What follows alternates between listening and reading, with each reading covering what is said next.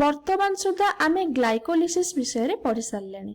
Glycolysis रे glucose जहाँकि 6 carbon अणु ताहा भांगिकी 3 कार्बन यौगिकर 2टी। वर्तमान सुधा आमे ग्लाइकोलिसिस विषय पढ़ी सारे। ग्लाइकोलिसिस रे ग्लूकोज जहाँकि 6 कार्बन अणु होता है ताहा भांगिकी 3 कार्बन यौगिकर 2टी अणु दिए जहाँ पाइरुवेट कहा जाए। एवं एही प्रक्रिया रे 2टी NADH2 अणु 2टी ATP अणु सृष्टि हुए जहा परे कोष रे अधिक ATP सृष्टि करे। पाइरुवेट सृष्टि हैला परे ताहा वायु उपजीवी शोषण रो परवर्ती पर्याय को जाए।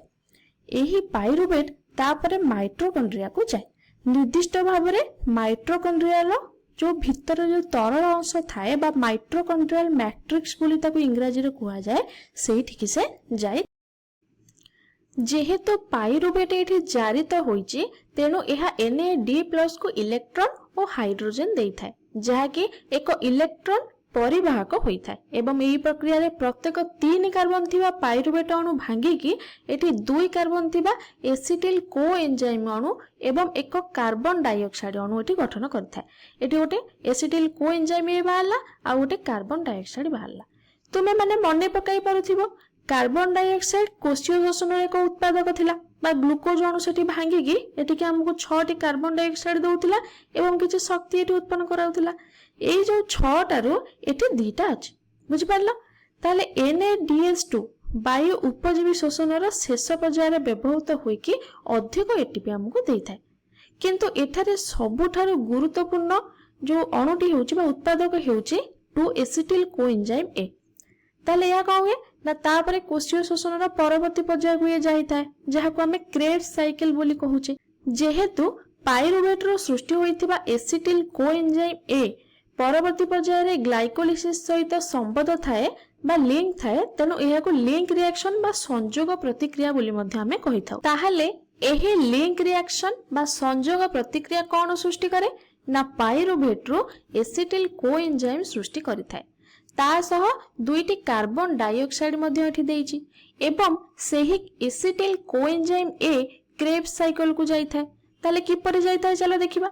एहा को जानिया पई चलो गोटे एसिटिल कोएंजाइम A अणु को क्रेब्स साइकिल सहित प्रतिक्रिया कराइबा। आमे वर्तमान सुधा जानिचे कि 2टी एसिटिल कोएंजाइम को आमे संयोग प्रतिक्रिया रे पाइचे। तेनु 2टी एसिटिल कोएंजाइम थिबारु उत्पादक गुडी को साधारणतः 2 गुण करा जाई थाए। तेबे गोटे एसिटिल कोएंजाइम A अणु एटी कोन करिवो ना एहा गोटे 4 कार्बन यौगिक विशिष्ट ऑक्सैलो एसीटेट सहित युक्त हेबो। ताहा माइटोकॉन्ड्रिया रे प्रचुर परिमाण रे थाए। तेनु acetyl coenzyme A oxaloacetate सहित प्रतिक्रिया कराइले बा संयोग हेले 6 कार्बन विशिष्ट साइट्रिक अम्ल हमकु देबो। ताले एहा ही हेउची क्रेब्स साइकिल रो प्रथम अणु।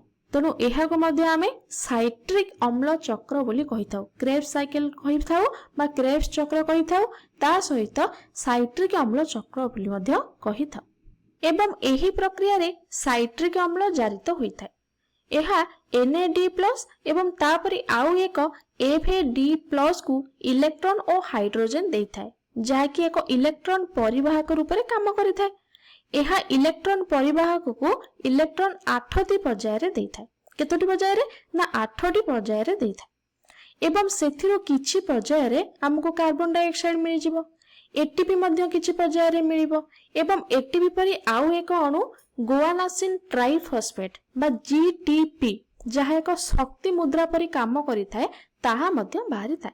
ताहाले एठी हमको कोन कोन मिलिला ना 3टी NADH2 मिलिला एवं गोटे FADH2 अणु मिलिला 2टी कार्बन डाइऑक्साइड मिलिला गोटे ATP मिलिला आ गोटे GTP अणु मध्य मिलिला। जेहेतु एही क्रेब्स साइकिल चक्रीय बा सर्कुलर तेणु एहा एमिति घुरु थाए एवं ऑक्सैलो एसीटेट चक्र रे सब ए जो ऑक्सैलो एसीटेट कोन हबो ना प्रत्येक चक्र रे शेष रे सृष्टि हुए एवं पुनः सृष्टि होई थाए।